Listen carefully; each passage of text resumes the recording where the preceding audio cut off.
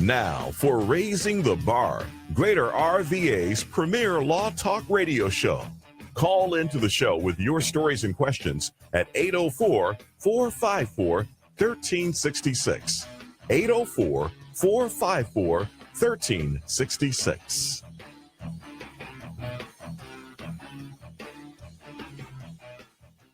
Good morning and welcome to Raising the Bar, the Law Talk radio show. This is attorney Colleen Quinn of Locke and Quinn.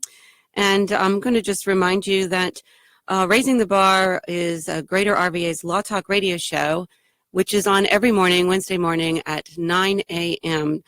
The show brings an exciting and varied array of legal topics to listeners throughout Central Virginia and especially in the Greater Richmond area.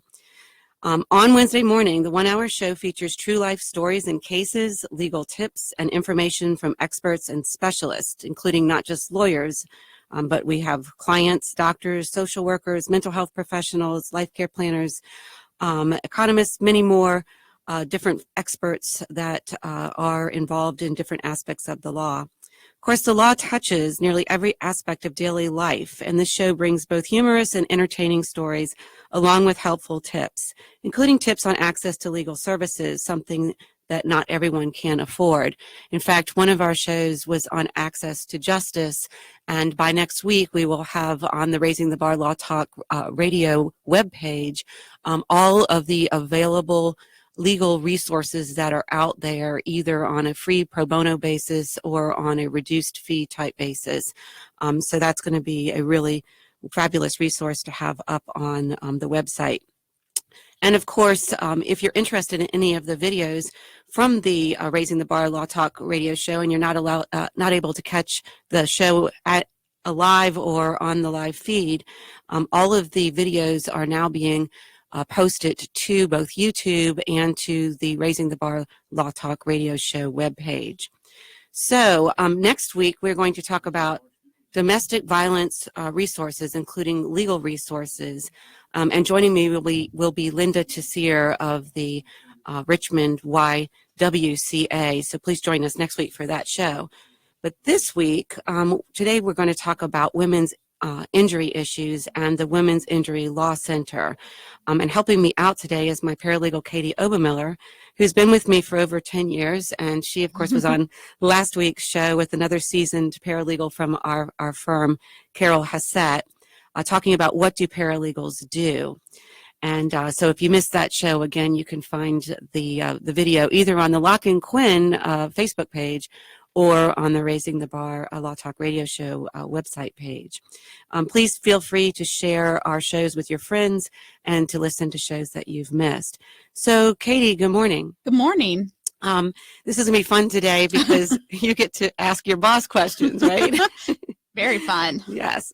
So let's talk a little bit about women's issues and issues that are unique to women and maybe the Women's Injury Law Center. Okay.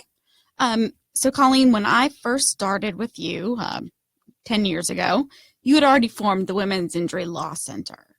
So when did you form that and why? That's a great question. The concept began around 2003, and we actually launched the Women's Injury Law Center in 2004. And what I was seeing that, one, there were no female attorneys out there that were kind of promoting themselves as available to clients who had injuries, who might just want a female to handle the case for them. And so that evolved into the tagline that we have for the Women's Injury Law Center, which is, sometimes it takes a woman to understand. Now, we're not trying to be sexist with the tagline, but it's just, in some instances, women can be a little bit more empathetic about certain things. And we also, I came up with the concept of the Women's Injury Law Center because there are certain injuries that are unique to women, but there are also injuries that are unique to children and to men where they sometimes might want female representation. And in fact, I had a case with a gentleman who, it was a really, really bizarre case. He actually was staying at an extended stay hotel, and their sink kept clogging up. So he asked the maintenance person to come unclog the sink. Well, this was a hotel where the maintenance person was also the receptionist, was, pretty much did it all.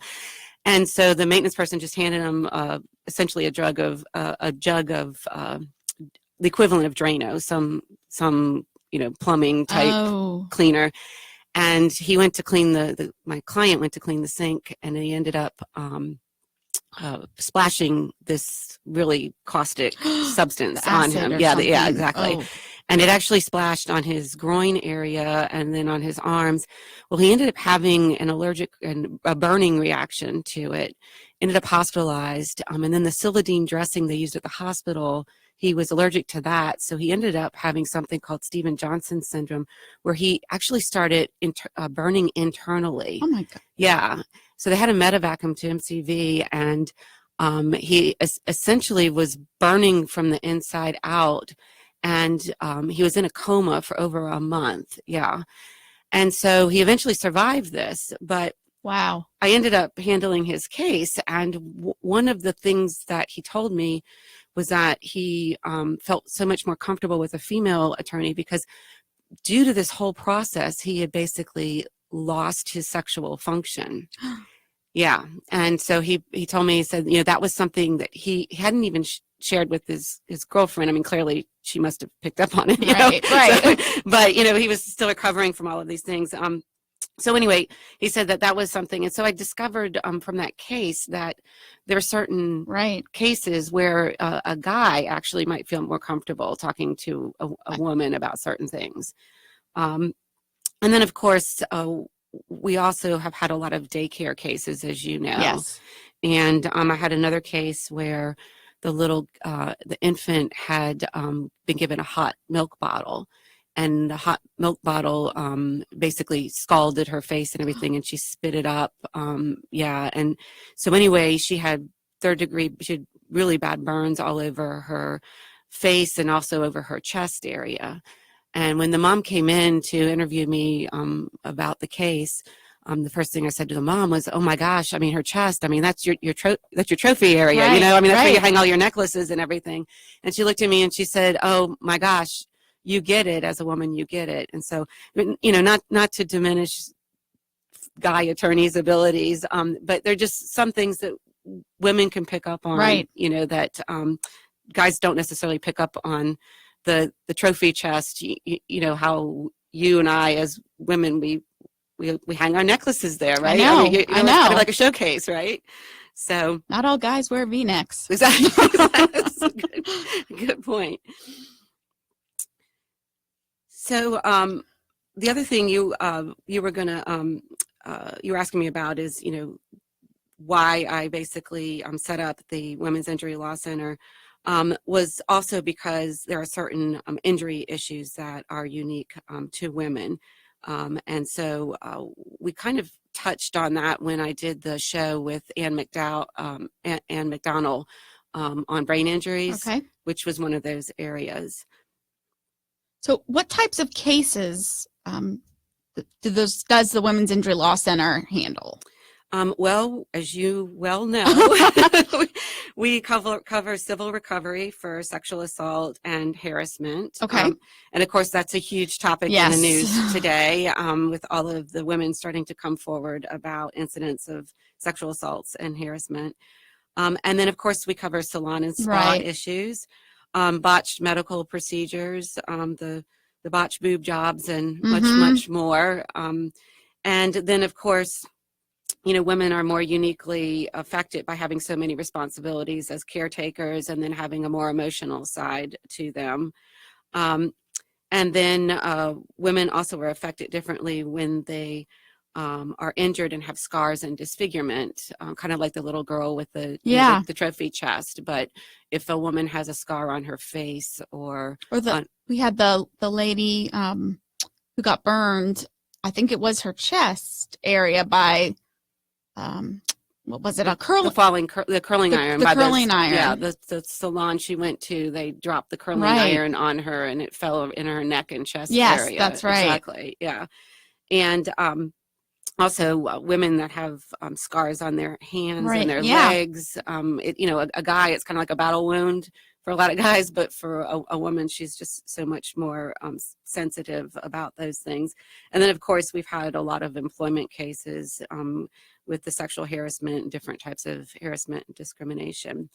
So talking about how women are affected a little bit differently when they are injured, joining us today is on the phone is going to be Jennifer Kain Kilgore, and she's an attorney editor for Enjuris, Enjuris, Enjuris, which I invite our listeners to take a look at the Enjuris website. It's basically an online magazine or blog, and I've been fortunate enough to work with Enjuris on a couple of articles that are unique to women's injury issues. One of the articles is sexual assault victims can seek monetary justice, and we're going to talk about that a little bit more later, civil recovery for sexual assaults. But then also another article is when victims prefer female personal injury lawyers and are they available, which was another interesting article that I did with Enjuris. So you can find those articles on www.enjuris.com/blog. And there are a plethora of other articles. That's my $20 word for the day, plethora. Yeah, there are a plethora of other articles on that website as well. So Jennifer, are you there? Yes, I am. Good morning. Good morning. Welcome to Raising the Bar, the Law Talk radio show. We're so happy to have you on the show today. Thank you for having me. You're welcome. So I know, Jennifer, not just in working with Enjuris as an attorney editor and working on a lot of the articles, including the two that I just mentioned, I know that you actually have had a personal experience with going through injuries, and then as a woman, and in fact as a female attorney, even having to navigate the legal aspects. So can you tell us a little bit about your story? Yeah, absolutely. When I was 17, I was on my way to visit Georgetown University. We were college searching, and we were rear-ended on I-95 at 65 miles per hour, and I ended up breaking my spine in 4 places. Wow. And that led to my first car accident case, and that was a 7-year litigation. Wow. In New Jersey, and I'm from Massachusetts, and the driver was from Florida, so that was a very long, protracted litigation. And then the same thing happened 9 years later. Oh my. Yeah, and that ended up causing me to leave. I was working as an attorney by that time. I was an estate planning attorney, and that caused me to leave the workforce entirely. And now I work from home, and I work remotely for Enjuris, and which I love. Yeah, that's nice to be able to work from home. It's interesting that first case lasted 7 years. Wow. I mean, in Virginia, we have a statute of limitations at 2 years, so our cases tend to move a little bit faster, but in other states, they'll have longer statutes of limitation. Or since you were how old were you with that first accident? I was 17. 17, yeah. So there usually would be another year at it for you until you turned age of majority, age 18. So tell us a little bit more about now you're working from home as a result of both of these accidents. Tell us a little bit more about how these injuries have affected you. Well, so I ended up getting 2 spinal fusions, and looking at me, you can't really tell. I present really well, but I still have a lot of physical limitations, and every level of my spine pretty much has some kind of issue. Wow. So I have to take it easy most days. Mm-hmm. I bet. And oh, I'm sorry, go ahead. No, you're fine. As a woman, how How did dealing with those injuries differ, do you think, than a guy going through some of the same issues? It was definitely a very male-dominated process, which at the time I thought was just the norm, and I still didn't like, and I still very much noticed. And during the second accident, I was fortunate enough to have one of my very good friends as a paralegal, and she was the one who actually handled most of the process, and she was very, very tender and just kind, and it was something that was just so noticeably different than the first time around. And I was so young the first time, and I was in this state that I was not familiar with, and it was this multi-state litigation. I had no idea what was going on, and you're going through all these independent medical exams. You are not familiar with the process. You're this young 17-year-old kid, and you have literally no idea what's happening, and you just want somebody to tell you what's happening. And when you're going through all those medical exams, it would help to have some female representation, I think, and I did not have that. It was entirely male. Yeah, and having a good hand holder, somebody that's empathetic, is really critical. And just so that our listeners understand, those independent medical exams that you described, those actually are typically are defense medical exams, a lot of them, where the defense is basically scrutinizing whether you're actually injured or not. Or were those some of the exams that you underwent? Yes, and I had a host of them. Yeah, and nowadays, those of us in the personal injury field, we really, really advocate for ensuring more protections during those exams, including having somebody with you in the exams or having the exams videotaped, because having somebody there with you as a handholder, essentially, and kind of, you understand what it's like to kind of go through those exams and be scrutinized. Having somebody there just as a companion can make a big difference. But also, by having the companion, a third party, or having it videotaped, it helps for us to have a more truthful view of what actually happened during the exam. Because I'm assuming that these exams that you did, especially some time ago, where we personal injury lawyers were not as vigilant about making sure we protected our clients in these exams, I'm assuming you were probably in them with no advocate or any third party there. Correct. Yeah. My mom was there, but so having your mom there, that's a very good thing. So. And so that was back when you were 17. So let me just clarify. So the paralegal that was your friend, was that in the first accident or was that in the second accident? That was the second accident. Okay, so you went through the first accident without having at least a legal advocate that was female, that was of the handholder, empathetic variety. But at least in the second accident, you had your paralegal girlfriend who helped you. That was a better experience, I take it? Oh my gosh, it made all the difference in the world. And in that second accident, basically tell us a little bit more about the process in that case. Were you also subject to a lot of the defense medical exams in that case as well? Yeah, and by that time, I'd gone through law school, and I knew the process, and they tried to run me through the ringer. But you were a little wiser the second time around, and also having gone to law school, I take it. Oh yes. So I knew what was up by that point, and between that and between having my friend as the paralegal, it was a lot easier and a lot faster, and I was on my toes a lot more than the first time. That is an extremely bad break to have gotten involved in two bad accidents, and now have the injuries that you have.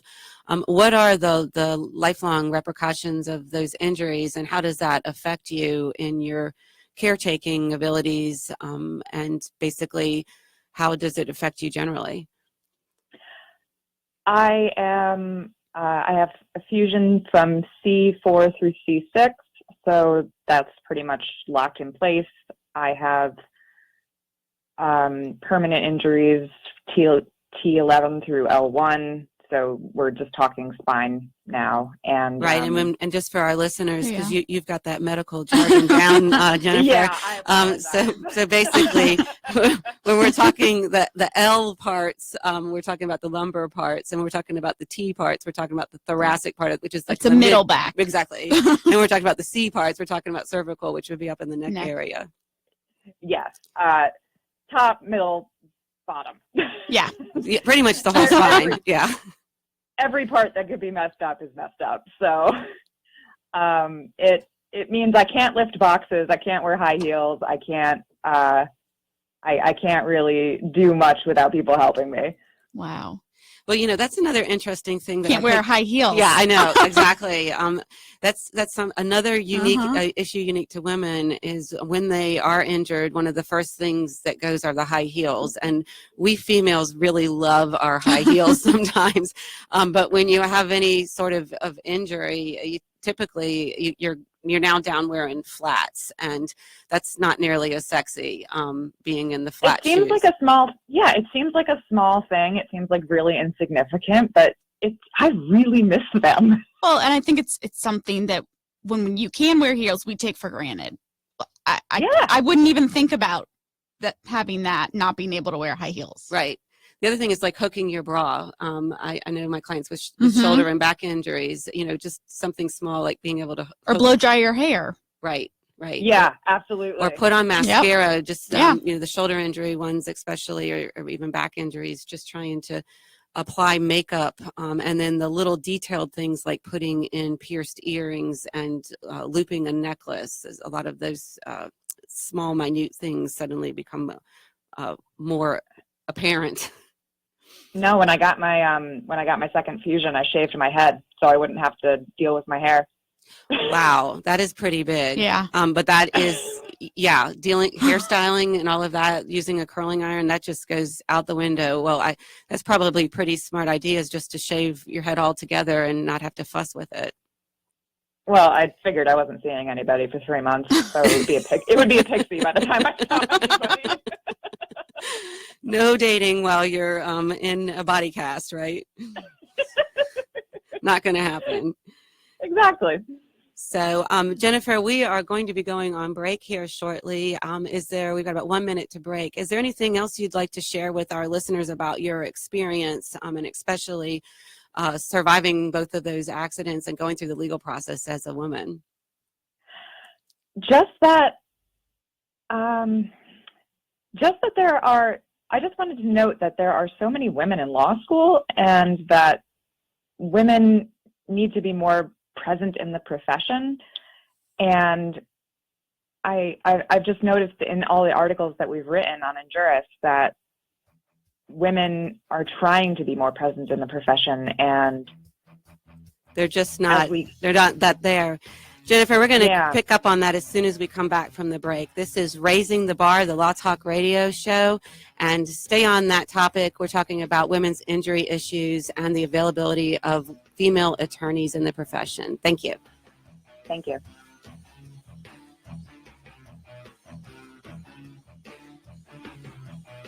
You've been listening to Raising the Bar, Greater Richmond's premier Law Talk radio show. Call into the show with your stories and questions at 804-454-1366.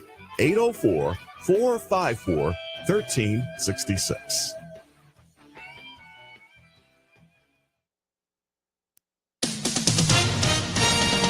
With SRN News, I'm Rich Thomason in Washington. Today's the day President Trump expected to announce his decision to recognize Jerusalem as the capital of Israel and to call for the eventual move of the American embassy to Jerusalem from Tel Aviv. The mystery is deepening for doctors investigating the attacks on the health of U.S. diplomatic personnel in Cuba. Investigators now backing away from earlier speculation that the various health issues were caused by some kind of sonic attack. The upbeat economic reports just keep on rolling in. Today, we hear that American worker productivity jumped by 3% in the third quarter, marking its best showing in 3 years. At the same time, labor costs fell. Southern California's brisk Santa Ana winds, hindering efforts to contain several huge wildfires. More details at srnnews.com. Are you among the millions of Americans who feel uncertain when it comes to their health care? We are happy to inform you that there is a solution, and that solution is Liberty Health Share. It's a community of like-minded people who work together to pay for their medical costs. You choose your doctor and hospital, starting at $107 a month for a single, up to $449 a month for a family. That's mom, dad, and all kids. For more info, visit libertyhealthshare.org. That's libertyhealthshare.org. Dry skin, cracked skin, red skin, itchy skin, skin allergies, eczema, psoriasis, and contact dermatitis. Gloves in a Bottle is a unique shielding lotion and dry skin care treatment that works like an invisible pair of gloves. I'm 39 years old with type 2 diabetes. I've searched all over for an effective skincare product for my feet, body, and face. I found it all in Gloves in a Bottle. Now available at local pharmacies and selected hardware stores, or shop at glovesinabottle.com and use code SALEM to get 15% off on your entire purchase. Driving back from the shore? Just putting the utensils away from that late summer cookout. Hi, this is Pat Rogers, inviting you to join me on Sunday evenings at 7 p.m. for the Love Doctor Radio Hour. 60 minutes of unqualified opinion, unparalleled nonsense, and your calls. I look forward to sharing a laugh with you on Sundays at 7 p.m. right here on AM 820 and almost 98, 97.7 FM, WNTW. If your financial plan is even slightly out of tune, you may be paying too much for taxes, exposing yourself to too much risk, or retiring without a sound income plan. Listen to WNTW AM 820 The Answer on Saturdays at 9 a.m. and Sundays at 8:30 a.m. to Financially Tuned with Big John Pawlowski of Norseman Advisory Group. You can contact Big John at 757-223-1559 or visit the website at norsemanagi.com.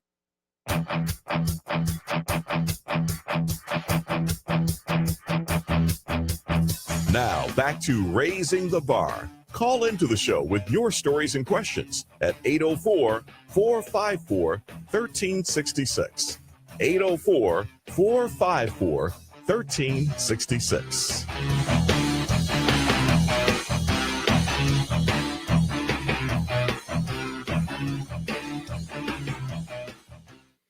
Good morning. Welcome back. This is Attorney Colleen Quinn of Locke and Quinn, and we are here this morning on Raising the Bar, the Law Talk radio show. This morning's topic is talking about the Women's Injury Law Center and certain injury issues that are unique to women. And just before the break, I was talking to Jennifer Kilgore, who is the attorney articles editor for Enjuris online magazine, which can be found at www.enjuris.com.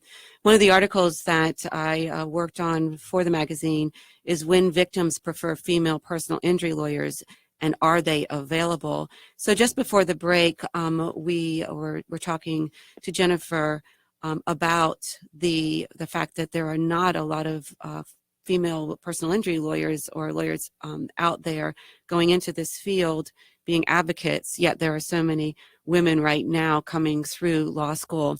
So Jennifer, since we had to cut quickly to the break, if you just want to finish your comments on when you were working on this article and when Enjuris was working on this article, some of the difficulty of finding those female lawyers out there. Sure, yeah. This past year, we noticed that it was the first year that more women were applying to law school than men, and it was the first year that had actually ever happened. And yet, you get to the Fortune 500 companies, the Fortune 1000 companies, and you're still seeing that women are vastly underrepresented. And we just need to see more women making partner and more women becoming associates and more women getting these jobs. And they're absolutely qualified. It's just this, this old boys club. Well, you're going to have to see more women step up to the plate. The reality is that because women are the ones that biologically can have the kids, is that a lot of women step off for the mommy track, and that's not something that can readily be fixed unless we start having some guys being able, like maybe Arnold Schwarzenegger, being able to carry the kids for us. So, but it is encouraging to see more and more women applying to law school, and hopefully 5 years from now, when Enjuris writes another article looking for the number of female personal injury lawyers that are out there, they'll find a lot more besides myself. So, Jennifer, we really enjoyed having you on the show this morning. Thank you so much for calling in. Thank you so much for having me. Great. So, Katie, we're going to move along the same kind of spectrum in terms of certain ways in which women are affected. Sure. What about, you talked about handling salon and spa injuries. Right, and so then maybe, you mentioned the curling iron. Yeah, falling. Yeah. But I know we've handled others, and I know you handled others before I came. So, if you want to give some examples of those? Well, the biggest one, and you've seen this one, and I've had cases before you came on board, and then we've had cases since, and that is when a woman goes in and she gets the wrong, and typically she'll go in for either a coloring or highlight type procedure, right, or a perm, to get and it was recently the gal that came in that had the spiral perm that she wanted done, right, so that she could look like Julie Dreyfus-Lewis, yeah, and anyway, we're laughing, but it's actually kind of sad because in all of these cases, whatever the chemicals that were applied literally burnt off the woman's hair. In some instances, I had one case where her hair was completely burnt off, and she had this luxurious, long, silky, straight brown hair. And what came back was just these little wispy kind of Dr. Seuss tufts that kind of popped up all over her head. And so I'm constantly preaching about when you go to a hair salon or any salon, making sure that you have a truly qualified, hairstylist, and that you ask them for all of their licensing and certifications and know that they're experienced. My own hairstylist was absolutely appalled when I shared these stories, and actually was able to describe for me in a little more detail what probably went wrong in the chemical. Well, I had a hair instance when I was in college. A lot of my hair got some chemicals in it. A lot of it got burned off. I had to cut it really short. I mean, while you don't think, okay, hair getting burned as a quote unquote personal injury, but it is. I mean, it was awful. Yeah, and you've got wonderful long blonde hair. And then to have to go to this like complete, it's like awful. kind of pixie cut. Yeah. I mean, or actually a military cut almost. Yeah. It was just awful. Yeah. And I mean, that at least in my case, I knew it would grow back and get long again, but just when you realize what happened, right, and then having to deal with the fact that, and I think we've had a couple clients that had to do the same thing, get their hair basically it's chopped just off. The military, complete buzz cut. Yeah, I mean, you don't want to go. You don't want to go outside. You don't want to be seen in public. You're embarrassed. Right. So, and the other thing are some of the spas, being really careful about the spas, because we did have the client who went in to get a little tummy fat dissolved from her side so that she would look nice in her long gowns at the homestead or her party dresses. And for I think it was our high school reunion. Yeah. And she actually, because of the way in which the different needles and syringes were used, she ended up contracting hepatitis C, and it was really a bad thing because the treatment at that time for Hep C actually gave you the same symptoms as being depressed, and she had some prior history of depression, so she actually went in a complete downward spiral, became suicidal, lost her job.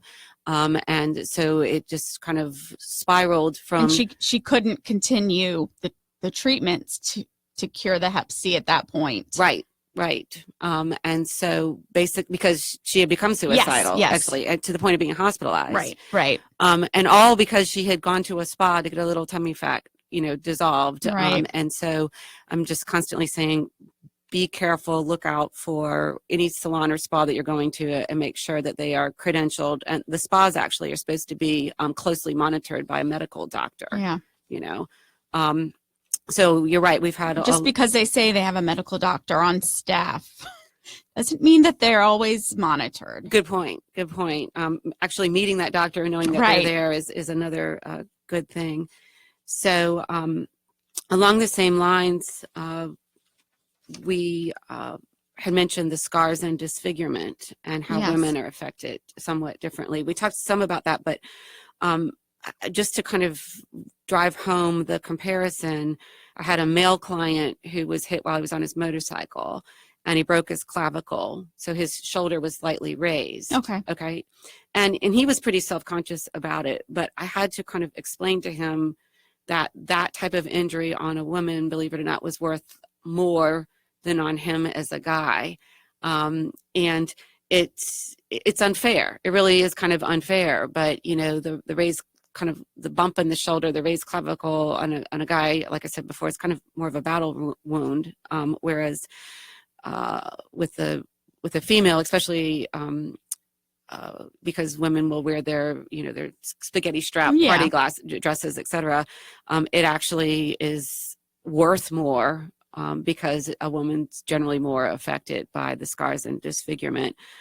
We also and we had the case where the lady got her pinky chopped off. Right. Remember, in enclosing one of those folding chairs, kind of the sleeper sofa chairs or whatever. And so, again, having any sort of disfigurement on the fingers, especially when you have rings and nails that get painted, etc., that's another area we've noticed where women are definitely affected a little bit differently. So what do you want to ask me about next? So what about civil recoveries for assaults? Or there was a case that we started working on when I came on board. Lila's case. Yes. Yeah, and Lila's been very generous about letting us talk about her case. So that's a great question because there are always three components of any injury case. And those components are liability, and then damages, and then collection. And we always have to look at collection first because you can have legal liability, like somebody can be at fault, and you can have severe damages, but then you also have to look at and say, is there something to collect?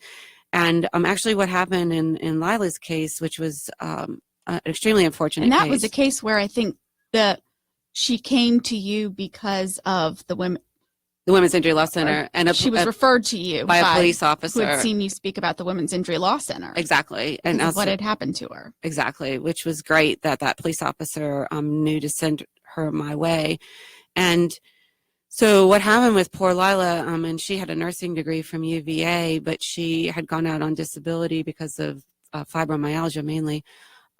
She was in her apartment late at night, and the maintenance worker let himself into the apartment. It was around 11-ish at night. She was already in bed. And the maintenance worker basically, he raped her, he robbed her, he stabbed her, and he wrapped her in duct tape. He wrapped her, bound her ankles and her wrists in duct tape, and then wrapped her face and head in duct tape, essentially leaving her to suffocate and die. Because of the fibromyalgia that she had been dealing with, she actually had engaged in a lot of yoga and meditation. And if you'll remember, just this phenomenal story of her telling us how she remained calm and she was able to get a little pinky up inside the duct tape near her mouth so that she was able to get a small breathing hole. And she survived this incredibly horrendous experience. So, of course, there was a claim against the maintenance worker who caused all this injury. But there was a criminal case, and of course, he got, I think, 2 life sentences and was sent away. And he didn't have any assets himself, if I remember correctly. Exactly. I mean, he's off in prison with not a pot to pee in, as we sometimes say. And so the issue then becomes, okay, who else might be liable that we can collect from? And so, of course, we then looked at the apartment complex, and turned out they had hired the maintenance worker through a temp agency. Right. And then we just ended up discovering, and with the help of the police officer, actually, that this guy had about a 5-page rap sheet, that is a criminal record. And the temp agency had done a very loose 3-year internet check. And then the apartment complex had this fancy key system that wasn't put into use. The other thing I always preach to anybody, male or female, if you live in any sort of apartment complex or any rental unit where the apartment complex will not let you put a deadbolt on the door, then you need to fight that, because there's no reason why not to have a deadbolt on the door. Because in this case, Lila was told she couldn't have a deadbolt on the door, which would have been the last line of resistance. Because the maintenance worker had actually had her key on his person with him for about 2 weeks prior to doing this. And if she had her deadbolt, then he wouldn't have been able to get in. Or if they had actually used their key safe system. Right, he wouldn't have had the key. Someone would have been notified that the key was not returned. Right. And he'd had it that whole time. Great memory there. So essentially, I've talked to emergency personnel and firefighters, and they say, if somebody's inside and they have to get to them, they're going to break through that deadbolt and they're going to knock down that door. Right. But if somebody's coming in to hurt you and they're going to knock down the door, well, then you're going to be forewarned, that somebody's coming in. Right. So I go around preaching to everybody that there's just no reason why somebody shouldn't be able to have a deadbolt in that case. So going back to the coverage issue, we were able to get a recovery from basically the temp agency's insurance company and also the apartment complex's insurance, and able to get a recovery for Lila. The really sad thing, though, about those types of cases is that she had to live through the entire criminal case. And then now we have the civil case, and now she has to live through that case, and us having to go line by line and piece by piece with her through that case, and then her having to be subjected to a deposition and having to constantly relive that ordeal, which was really difficult for her. But fortunately, we were able to get a recovery for her. We were able to move her into a safe home with her security dog and with a great security system in the house. And she was also able to get some of the therapies that she needed as well, including she was already working, I think, with Iraqi orphan refugees as part of her therapy, which is a really remarkable person.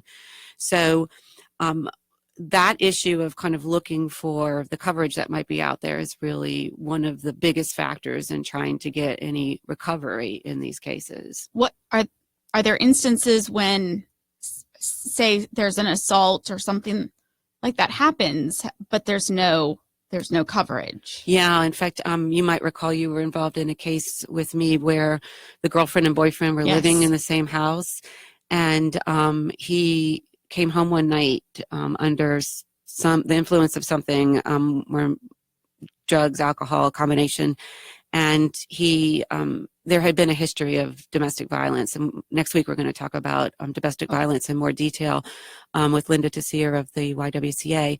But there had been a history of domestic violence, and of course he came home. She was getting ready for work early in the morning, and they got into some disagreement, and he literally beat her almost to death. I mean, he beat her, dragged her downstairs, slammed her head into the floor. I mean, really, really horrible. And remember, we tried to tap in to the homeowners in that case to get the homeowners insurance coverage. And of course, homeowners policies exclude intentional acts. But as part of his defense, he tried to say he thought she was an intruder. And so we thought, well, we might be able to show that since he thought it was an accidental act, of course, the degree to which he beat her made it very clear that he knew she wasn't an intruder. So the judge in that case said, no, I'm going to deny the homeowners coverage covering that. But contrast that to the Amtrak train case where we had the client who was assaulted on the train by the drunk. And in that case, we tried to go against Amtrak initially, but we discovered that Amtrak had nothing to do with him being drunk. He actually had brought a whole case of beer with him onto the train. So first we thought maybe that the club car had overserved. Right. So and that's another whole issue, is kind of the dram shop liability and looking into that. But so we first determined, and this was really interesting because he basically fell into her, and he grabbed her and grabbed her breasts and grabbed her thighs, and we actually had photographs of the bruises where his fingers were, on the breasts and thighs. And in that case, though, he claimed that the train had turned a bend, and he was just trying to walk past her, and so he accidentally fell into her, and that all of the grabbing and groveling was because he was trying to get off of her. And in that case, his condominium owner's insurance actually provided coverage because it was believable enough that he had accidentally fallen into her. Wow. Yeah, and had grabbed her, et cetera, in the process. By the way, she had a taser on her. Oh. so she got him off of her pretty fast.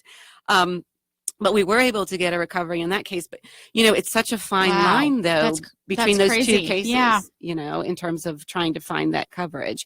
And then another interesting thing is if somebody is assaulted in an automobile or if somebody uses an automobile, let's say, for example, a door in an assault situation, we might be able in some instances to tap into the auto insurance coverage. So looking for that pot of gold, so to speak, is the first thing we do in these cases, because it's like you can have really bad liability, you can have really bad damages, but if there's nothing there to collect, then there's just no point in trying to take that case forward.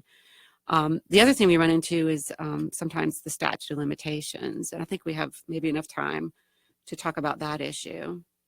Oh, yes. So we get a lot of calls, and I've been getting more recently, about people who were abused or sexually molested, but it happened some time ago. Maybe they're, and when they were a child or in their teens. So what is the statute of limitations in Virginia if someone is sexually abused? Yeah, so that's a great question. Because if they're over 18 and they know about the abuse, it's 2 years.